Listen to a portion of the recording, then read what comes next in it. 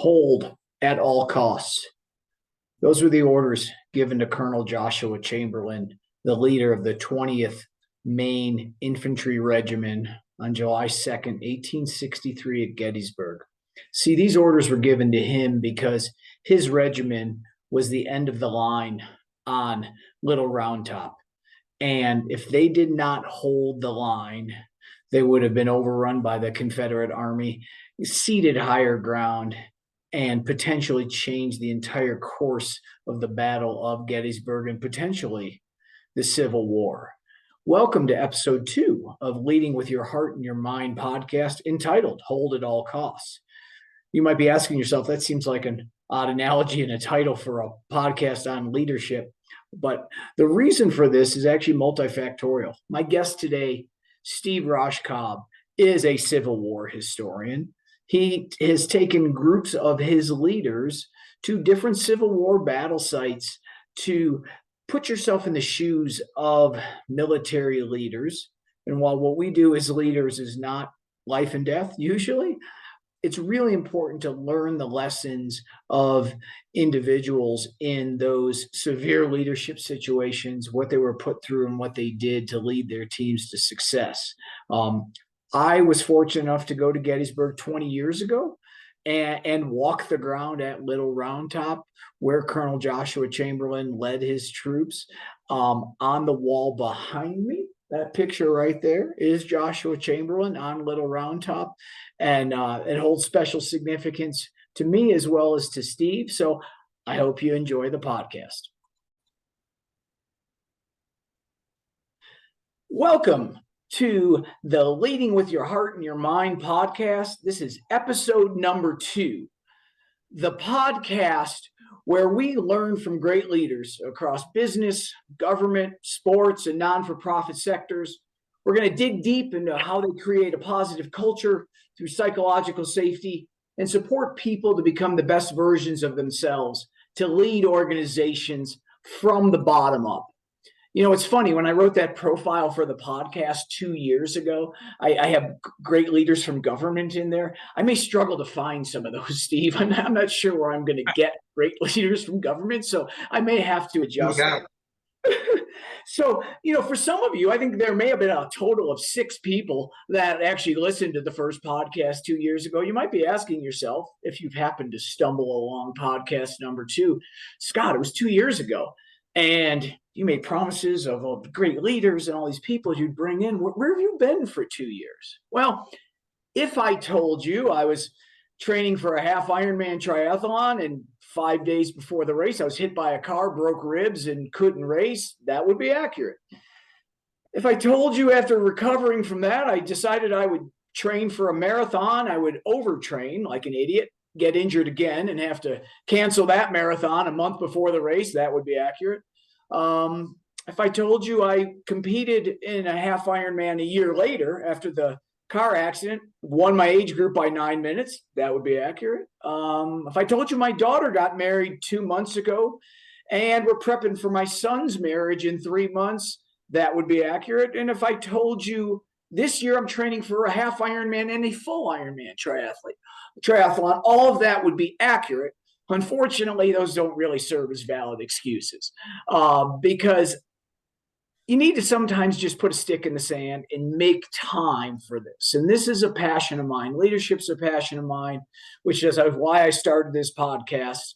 The first podcast was really just me pontificating about, you know, my thoughts on leadership, what I think is critically important in leading with teams. But I am really honored to have Steve Rauschkolb on as the first guest on the Leading with Your Heart and Your Mind podcast. And I'm going to walk through Steve's bio, so please forgive me while I read through this. This is a very impressive bio, which will tell you a little bit why I had Steve on here. But then I'm going to delve a little bit into my personal relationship with Steve and why it means a lot to me to have him here. So Steve is the founder and managing partner of the Crisfield Group. And Steve, I see you very smartly have your logo on the screen. So let's hope this can drive some business to you as well. That would be nice. Steve's a past president of the Life Science Trainers and Educators Network, formerly known as the Society of Pharmaceutical and Biotech Trainers. You served 2 terms as the president from 2001 to 2005. I'm happy to say I was a member during one of your tenures as president. Steve was inducted in the Life Science Training Hall of Fame in honor of his significant contributions to training in the life sciences. And, it's interesting, Steve, as we all progress along our career with organizations we work for, it's one thing to look at our career accomplishments from that perspective, but it's another thing to be a leader of a peer organization like you did, become president, and then get inducted to the Hall of Fame. Very impressive. Prior to founding the Crisfield Group, Steve was employed by Sanofi Aventis as Vice President of Leadership and Management Development, where I had the pleasure of working for you for 10 months. Before the merger with Sanofi, Steve was Vice President of Learning and Development for Aventis Pharmaceuticals. Before that, Steve worked at Pfizer as the head of their global corporate university, known as the University of Pfizer. And before that, you were the Director of Training and Communications at the time was Schering-Plough, the company formerly known as Schering-Plough, which is now Merck. And before that, you had a variety of positions in sales, marketing, strategic planning, and organization development for Ricoh, AT&T, and Exxon. And when we get into talking about your career journey, I love your journey and how you transitioned from the non-pharma world into the pharma world. I think it speaks to an entrepreneurial mindset. And so we'll talk a little bit about that. Steve holds a master's degree in strategic communication and leadership from Seton Hall University. You're a pirate. A Bachelor of Science degree in development and leadership, in organizational management from Nyack College. And you completed postgraduate studies in organizational development and leadership at Columbia University, Harvard Business School, and the University of Virginia Darden School of Business. All universities that I would never get into, by the way, Steve. In addition to your academic and business credentials, you've been an adjunct professor of organizational change and leadership at Seton Hall University School of Communications and at the Stevens Institute of Technology. And currently, you're the president of the board of directors for the Brunswick Little Theater in Southport, North Carolina, and you're a board member of the Civil War Roundtable Congress.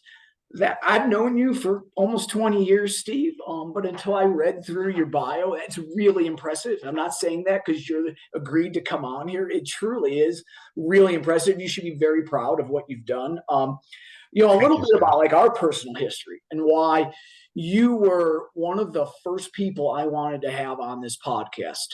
Number one, you're the first one to agree. So that's one important component. But I worked for you for 10 months, and just a little bit of a story. I was with Sanofi. You were with Aventis during the Sanofi-Aventis merger. I was the head of medical training at Sanofi. And then as they reorganized the training department, medical training fell into your wing of the business, leadership and management development. And our office in St. Louis was closing, and I had roughly a year to either move to New Jersey or find another line of work.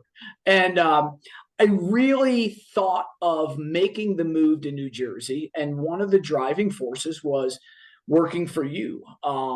And what I saw in only 10 months of time of working for you is how much you cared about your people.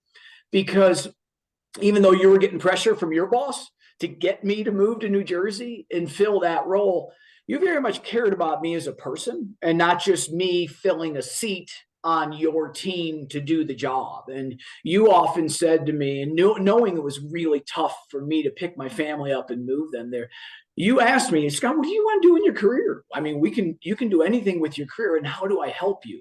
You put me through a leadership assessment to potentially become a commercial leader, but you invested in me in just a short period of time, and you cared about me as a person more than an employee. And I ended up moving on because it was the right thing for me personally. And I was sad to stop working for you. And I know as fate would have it, I think it was like 6 to 9 months later, you were no longer there. So it was the right decision from that perspective. But it's been a pleasure just to call you friend all these years. So I've been doing all the talking. People don't want to hear from me. They want to hear from the guests. So, I'd love for you to kind of walk through your career journey, like the twists and turns, what you learned, how you went from one place to another, and how it's, impacted you as a leader.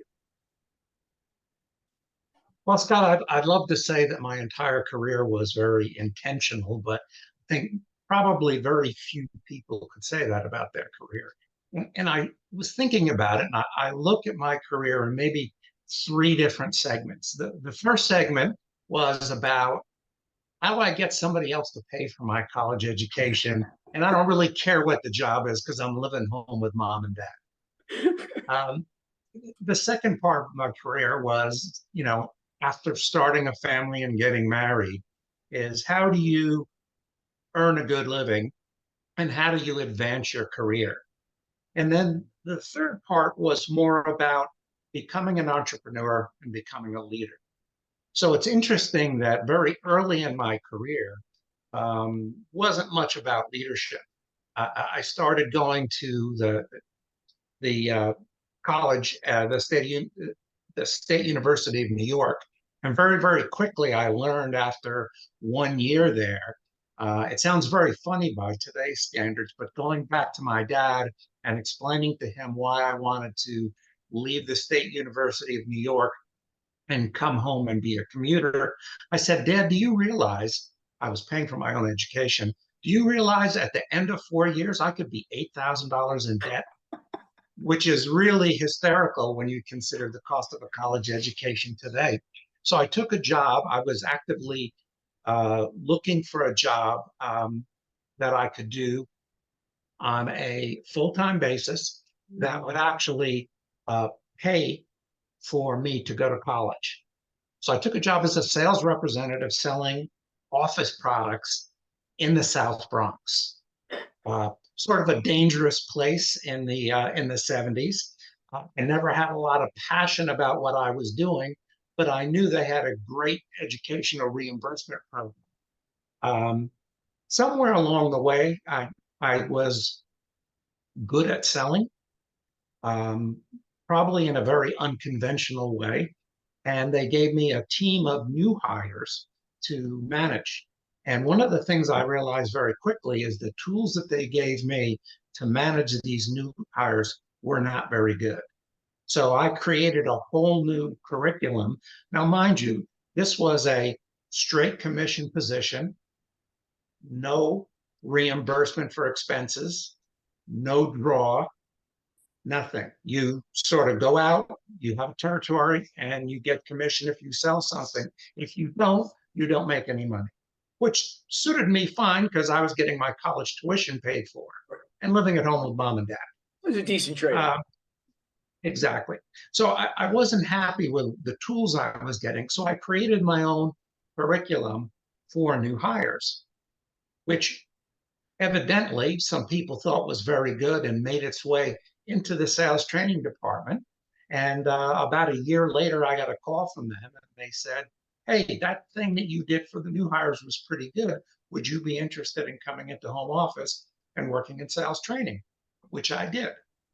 So that was my first transition from selling into the training environment. Still at that point in time, I was going to school at night, had to transfer from going to school in New York to now going to school in New Jersey, where the headquarters was. But I was determined I was going to get my degree no matter what. From there, I was very more interested, I would say, in marketing than I was in training or sales. So what did I do? I took another sales job, but for a company that I knew would continue to pay for my education, and that was Exxon, who at the time had an office products division. I sold for them for about a year and a half, and then they realized I had a background in sales training, and they called me into their sales training department, where I worked for another several years. At that point, the company was going through some challenges, going through some downsizing. So I found a new job, once again, in the training environment, but really able to take my passion for marketing and combine it with training, going into a group at AT&T that was responsible for customer education. And I created with my colleagues a customer education program. And from there, became the national sales and marketing manager for that program, which is probably my favorite job of all times. Later on, we'll sort of get to why. And a great deal of that was because of the boss I had, who first started to give me real responsibility for managing a team and teaching me about leadership. Yeah, so it's interesting because from there now you do transition into the pharmaceutical industry from there. And I remember it's so interesting about what you remember from people and stories they shared. I recall, and I probably may not have it 100% accurate, but when you interviewed at Sharing Plow to lead their sales training, they said to you, you don't have any pharmaceutical experience. You can't come here. And you made a comment, something to the effect of, when all these people here have pharmaceutical experience, I know how to train salespeople, and that's what you need in this role. Yeah, actually, uh, that was at a time when I had just sort of left, determined that I was going to leave the office products industry because I didn't really think there was a great future there, other than in personal computers, um, and the computer part of that business. And I actually had a stint as an entrepreneur myself, and a very close friend put together a business plan to buy out the company that he worked for. So he was more on the operations side. He was the CFO of the company, and we made a deal with the entrepreneur who owned the company to go ahead and buy him out. Came on as the vice president of sales and marketing, and very quickly learned a lot of important lessons about running your own business. I also learned some lessons about um, being a little bit more circumspect around who you trust. So while it was a very good learning period, it wasn't one of my finest periods in my career because of relationships and broken promises with the entrepreneur, which led me to really think, what did I really want to do? What was I really good at? And where was there an industry where I felt I could make a difference? That I was selling something that was more important than just automating an office. And that's why I decided to really focus on the pharmaceutical industry. And I was able to get that job at Shearing Plow. And I was really a long shot because at that point in time, I was still working on my bachelor's degree. So I went to work for a company where almost everybody had at least a bachelor's degree, if not an advanced degree, and no pharmaceutical experience, but was able to make that transition and really never look back. Spent the balance of my career either directly or indirectly involved in the pharmaceutical or life science industry. Yeah, you know what's amazing about that? And I didn't know that until you and I we had a talk before this that you did not have your bachelor's degree when you took over as the head of training and development. And but I think speaks to your determination is you still went to school. You went to school nights and you finished your bachelor's degree while you were leading all of training and development for a major pharmaceutical company.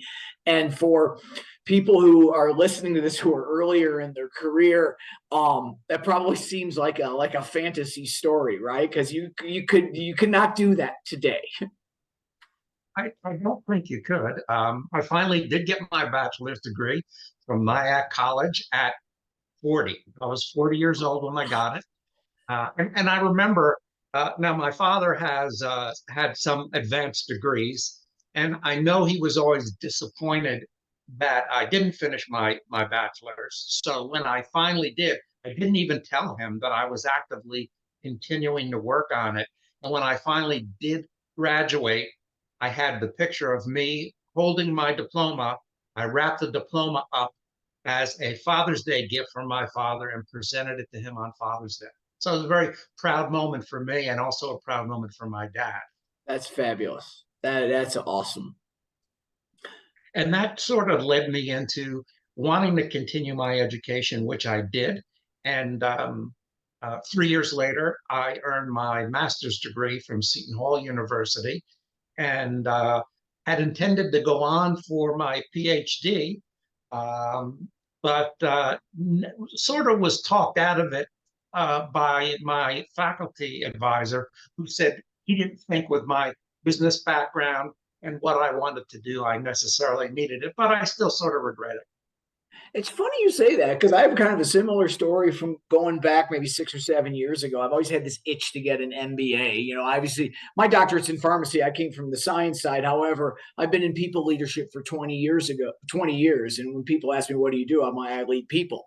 I don't think of my science background. And I love the business angle. But I had a senior leader who said, Scott, with all the things you've done in your career, outside of getting an MBA because you just want to get it, I don't know that it necessarily is going to help you much from a career advancement perspective. Yeah, that was exactly the conversation I had with my faculty advisor, who I'm still very good friends with, still in touch with, and just spoke with this week.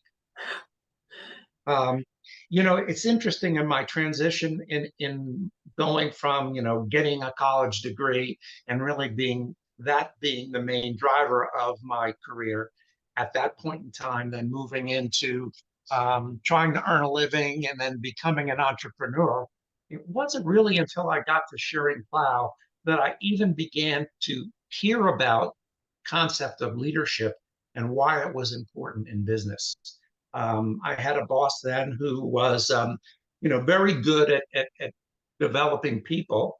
And she started to talk to me about my leadership. And I really honestly didn't even know what she was talking about. So she was the person that first got me thinking about leadership and how improving my leadership could have a better impact on my efficacy, my career, and how well I was able to get people to, do a better job at what we wanted them to do. So it was really a key turning point in there for me. Um, and once I had gone through almost 25, 30 years in the pharmaceutical industry, back in the when I left Sanofi Aventis, I really opened my own consulting practice, started out working for about a year with a friend who had a consulting practice and learning what to do and what not to do. And then realized, you know what, I can do this on my own. I don't need a team to do this. And started the Chrisfield Group in 2006. Yeah, you know, one of the things that I got from my short time working for you, I always remember how you treated me as a person, but you also stoked my love of the topic of leadership, not just leading people, but just the topic of leadership. You invested in your people greatly in our own development as leaders. And even though I was the medical guy in your group that consisted of you guys, our team was responsible for all of the leadership and management development in the organization. You were building, I think, marketing training at the time. We also have the managed care training component. So I was one part. We were kind of like the misfit toys, right? Because we all did different things under your group, but you invested in all of us as leaders and wanted all of us to grow as leaders. And that's what fueled my love of leadership. So what I think is really interesting about your career journey is when you transitioned outside of the pharmaceutical industry and went off on your own, you took your love for leadership and crafted that into a business as well. And also, we'll get into some of your personal hobbies and other things, but like leadership is a thread that is woven throughout not just your career, but your whole personal life as well. Yeah, and I think that flame was first lit when I had this boss at AT&T, who gave me my first real leadership position, and really focused on my development. I mean, we would have our regular business meetings together about my responsibilities.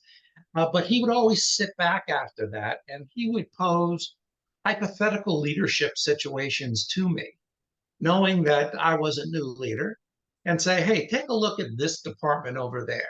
You know, what do you think's going on in that department? What are some of the challenges they're facing? We're having trouble with getting a program through this particular part of the organization. What do you think of the leadership style of the person who is leading that organization? What pressures are they under? What types of decisions do they have to make? If you were coaching them, what would you do? So, being naive, I would always give him my answers. And sometimes they were good answers. And sometimes it was never that I was wrong, but he'd say, okay, well, that's one perspective. Let's take a look at some other perspectives. What else could it be? And that has really, really shaped my thinking about leadership and coaching and managing the whole time. And then when I got to Sharing Plow and I was lucky enough to have another boss that would invest in me, it really has made all the difference in the world in the way I look at leadership and the way I look at business and the way I view others. Uh, it's sort of like in today's environment, especially our political environment, you don't have to go far to see great examples of good leadership and poor leadership.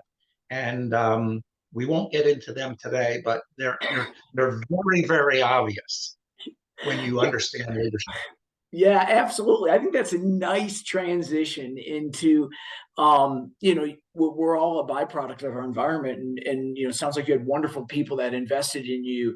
Um, Over the years, all the different roles you have, I mean, it shapes our style. I mean, how would you describe your leadership style and philosophy? Well, it's interesting. I've always sort of thought, even very early on, one of the first things that I did when I became the leader of the training department at Sharing Plow was we did an offsite retreat, which you participated in some of my offsite retreats as too. But I thought it was important for the team to understand me, a little bit about my background and how I picked. And one of the things I did is I had read recently a book called Managing from the Heart. And I actually had the author of the book come in and speak to the group. I very much recommend the book if you haven't written. If you haven't read it yet, it's really a story about an individual and how he made a transition from focusing and being a very narcissistic individual to being a much more compassionate leader. So I guess to answer the question succinctly is I've sort of thought of my style as more of servant leadership. Yes, you have a responsibility for the organization, but leadership is a huge responsibility for the people that work for you. If you're a poor leader, not only are you not doing your organization any good, but you're not helping the people that depend upon you for developing their career and having to be able to do their job better. And I'm a firm believer that compassionate leadership does not have to mean laissez-faire or weak. You could be a very demanding leadership, but yet being a passionate one. And by putting people first and doing the right thing, you create a sense of loyalty within your team that's really hard to break. I'm really surprised at how many people that I have worked with or have reported to me over my career that I'm still actively in touch with. I also believe that I have a strict commitment to communicating intentionally, to really having people understand what you're trying to communicate and taking the time to do that. And the only way you can do that is by being, number one, an effective listener. In some of my management classes that I've taught, and I think in one of my other lifetimes when you were a client of mine, you saw that I always use the term ask why, tell why. And it's really a synopsis of my leadership philosophy is rather than jumping to a conclusion, first try to understand. So for some reason, so many of us, when we become leaders, we think that, well, I'm a leader because I was good at my last job. Therefore, I should just teach everybody to do what I did on my last job, and they will become good leaders or good at their positions too, which nothing can be further from the truth. The ask why part of that equation is really about withholding judgment and saying, look, I'm really interested in why did you decide to go in that direction? Why did you decide to do it that way? Why did you decide that that wasn't important to do? And then listening to the answer, because by doing that, sometimes you really, really find out that your way wasn't the best way. And this person is 5 steps ahead of where you could have been. And then you become a better learner and a better leader. I'm also very curious about the tell why, very adamant about that, is to make sure that when you ask people to do something, even if it's something they might not want to do, you explain to them why you think it's important. That way, people still may not agree with you, but at least they understand the intentionality and the thinking behind why you're asking them to do what you're asking them to do, and you're not just being arbitrary. Yeah, it's funny you say that because it's the one thing that when I have the opportunity to mentor people who want to be people leaders, and one of the toughest things to understand is what makes you successful in your current role. If you go into a people leader role, many of those skills, most of those skills probably don't transition to what it takes to be a good leader of people. And a natural trap people fall in is they want to have people just like them because, oh, you do the job the way I did it, so you must do it the right way. But understanding that individuals may have unique talents and skills that you don't have, and understanding that you need to really cultivate their talents and skills. And it's not about you telling them how to do the job, but explaining the why. But the how they bring forward might be much more effective than how you would have done it, and being open to different styles as long as you're achieving the why on the back end. One story I want you to share, Steve, because I think it speaks to the character and type of leader you are, but it's also a great example for a new leader, an experienced leader. You have a story around staying late after work and stuffing envelopes, which I think is a great story. And I would love for you to share that with the listeners. Well, I sort of always have believed in the axiom that leaders lead from the front. I believe that comes from the Marines. Um, and another axiom that they have is leaders eat last.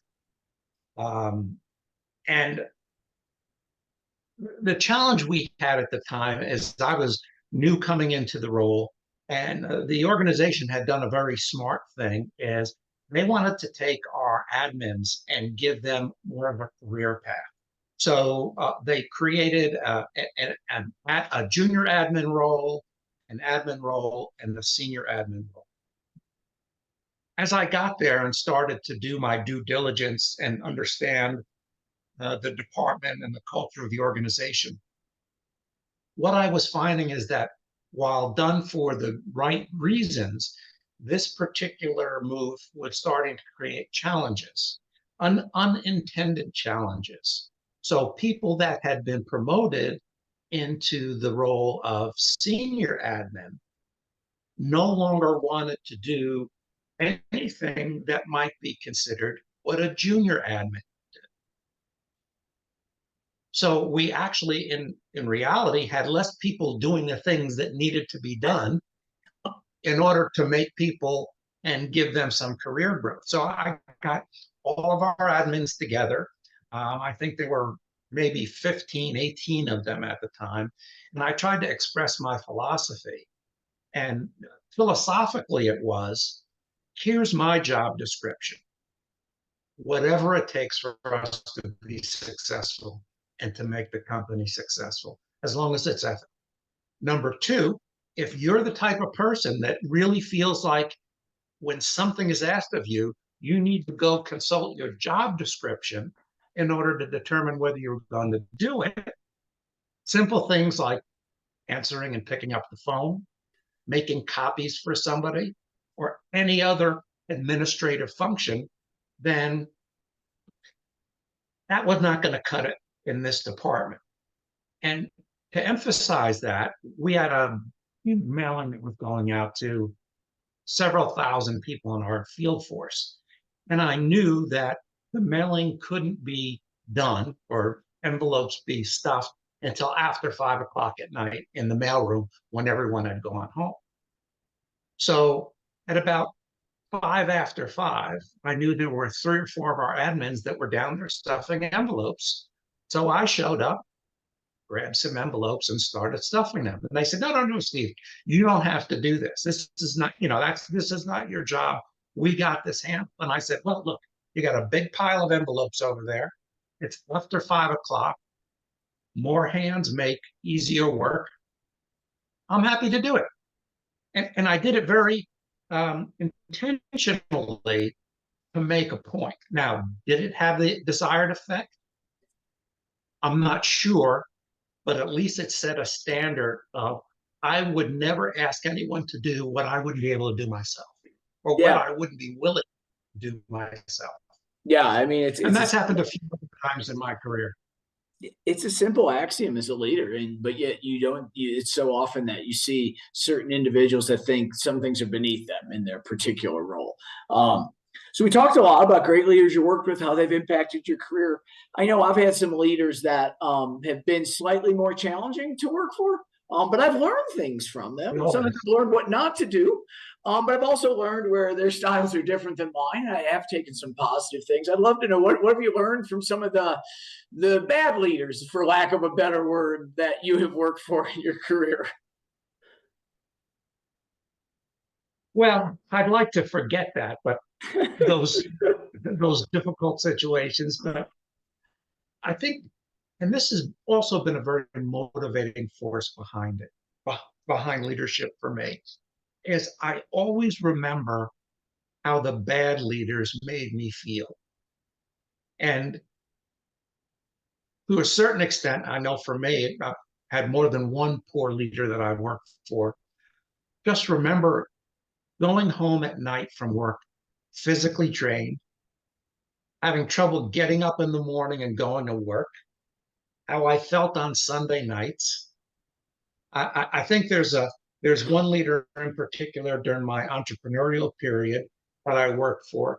And every time that I would drive up into the office, I'm usually one of the first to get to the office. I always like to get there about 7:30 or so and make the coffee. But whenever I would see his car in the parking lot, I would think of the line from a Bob Dylan song, is you have no idea what a drag it is to see you. and that's always kind of stuck with me. I never wanted anybody to feel that way about me as a leader. Just the opposite. I wanted them to leave any interaction with me feeling better. I also happen to be a very intuitive person, and I'm very tied into the emotions and the feelings of others. It's just something that I'm hardwired to do. So I've always tried to actively seek out people I sensed were having a hard time and try to help them that way, whether they were directly reporting to me or not. Yeah, I know, I can relate to it, because when I think of the challenges I have with some leaders, more than anything, I just remember how I felt. And people, it bleeds into every aspect of your life. It's not just work, right? Yeah. And I remember with your family and your kids and your friends. And I remember having lunch with my wife. It was around the holidays when we lived in Chicago, and I used to always take a day off a week before Christmas. We'd shop on Michigan Avenue. We'd buy nothing. We'd go out for a nice lunch, and my wife, now of almost 31 years, who's my best friend, I asked her, what do I need to do to be a better husband and father? And I guess you shouldn't ask the question if you're not prepared for the answer, Steve. But this is at a time when I was in a really tough workplace under a really tough leader, and I was pouring my heart and soul into trying to make things better. But I was miserable, and she said something to me that made me cry because it was accurate and true. But she says, "I feel like other people get the best of who you are," and I mean, I was just pouring my heart and soul into trying to lead my teams and help them because of a toxic leadership environment we had. And it was at that time that I said, I need to leave. I mean, and so it's amazing the impact not only great leaders have on you, but also leaders, bad leaders, if you will. One of the things I love about go ahead. I'm sorry. No, I was going to say one other quick story is I've also had some leaders that I saw do things that were personally and ethically just wrong. And this story is sort of has been a badge of honor for me.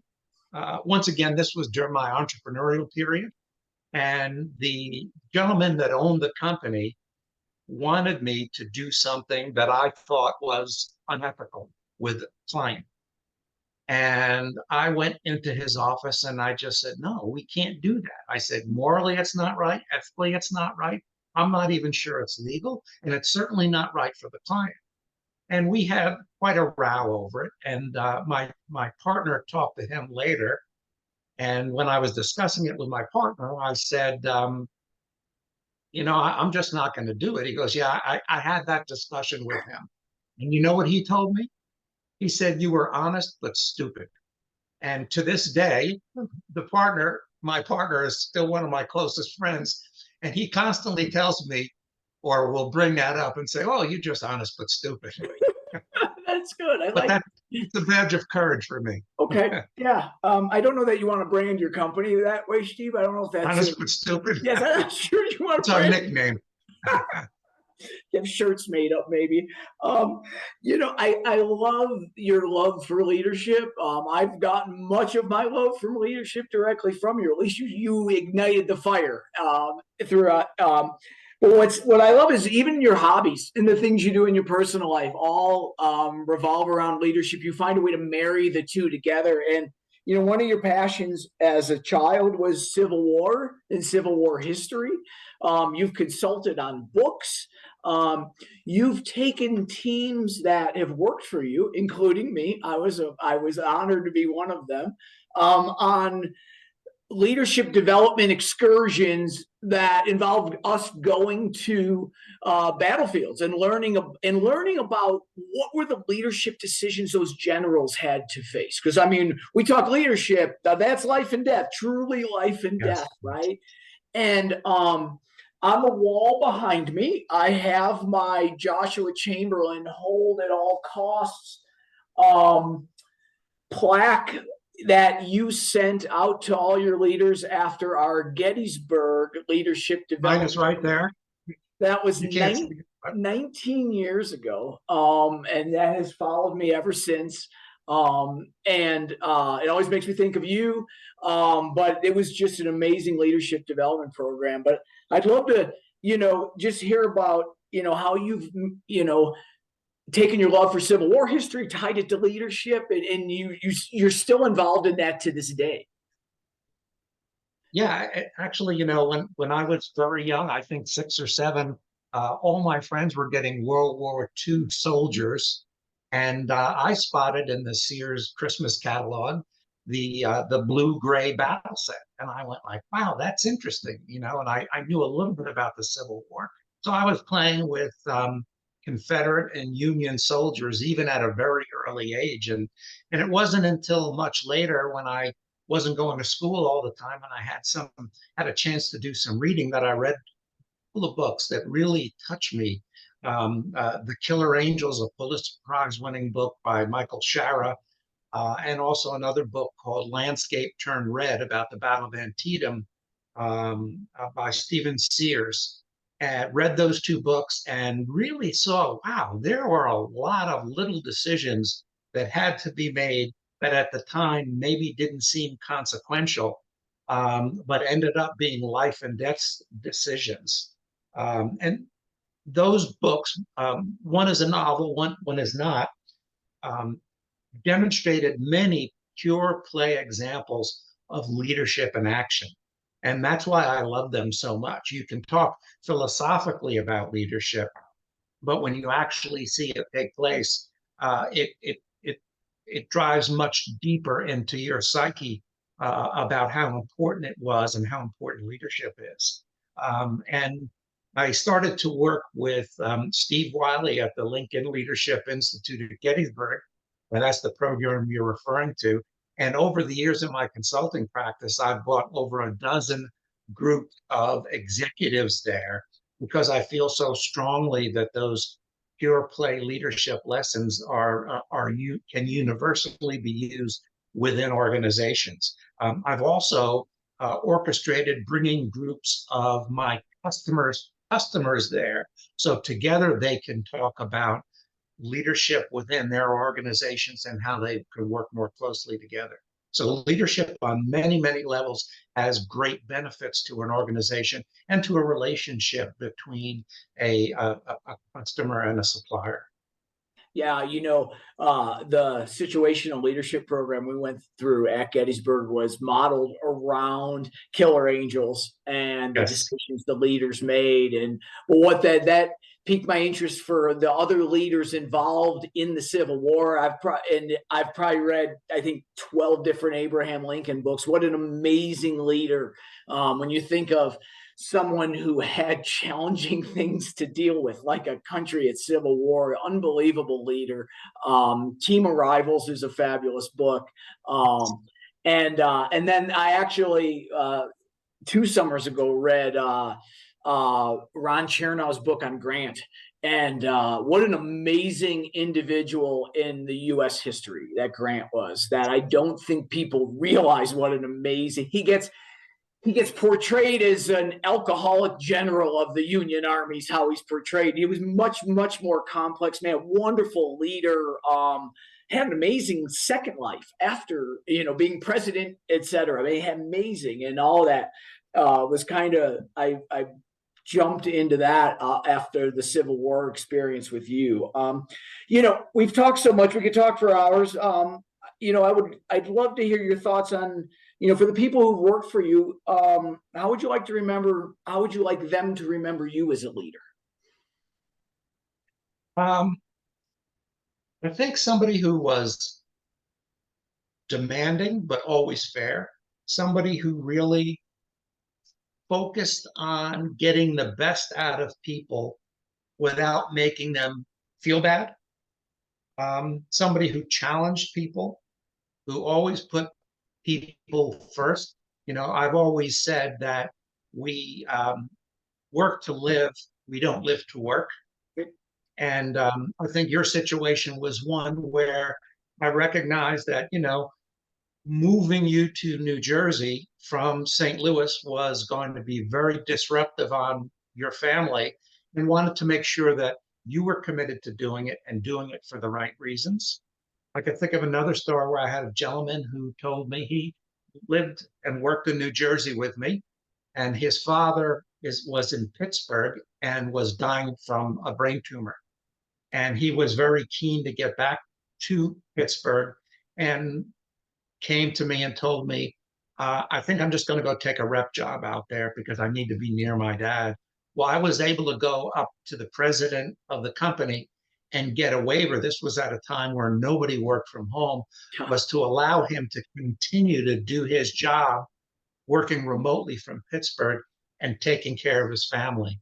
And one of the things that happened is his father did pass away. But when he did, his father was a big woodworker and had an extensive collection of antique tools.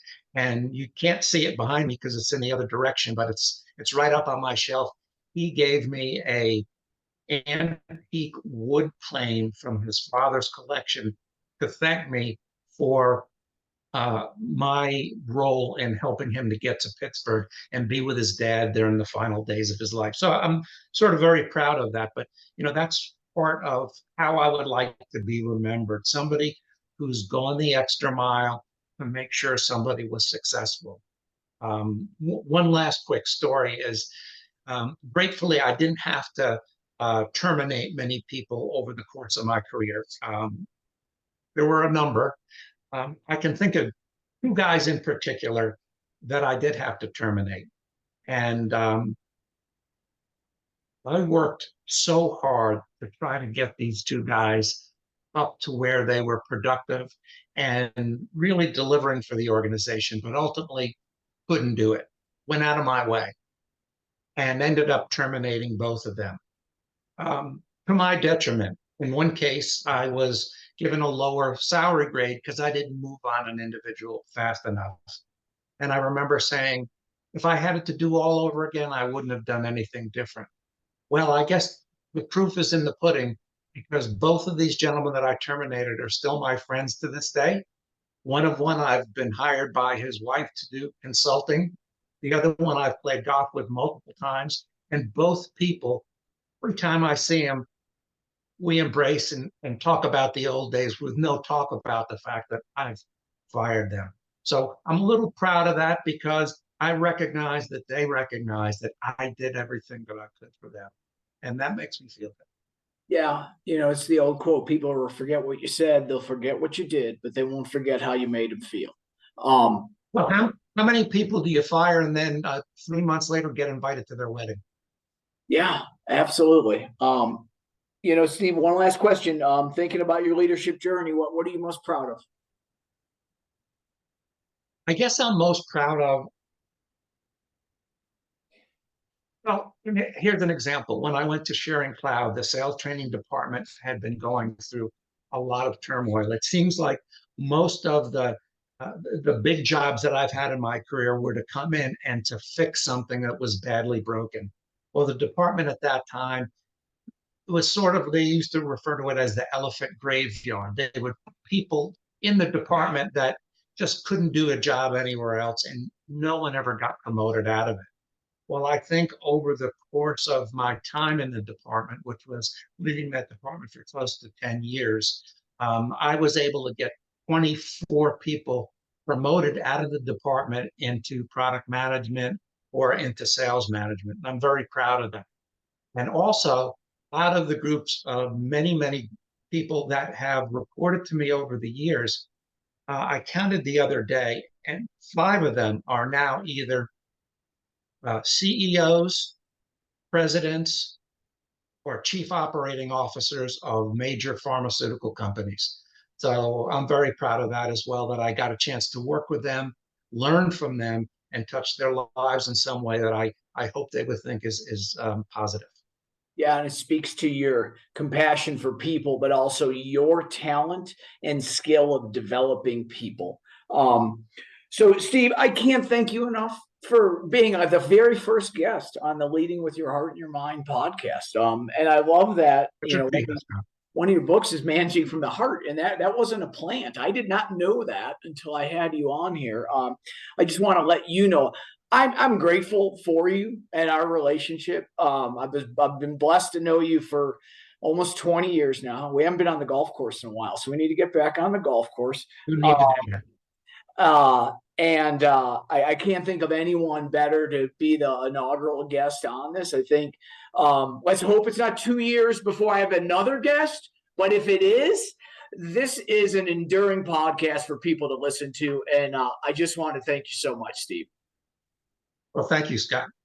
Take care. Bye-bye.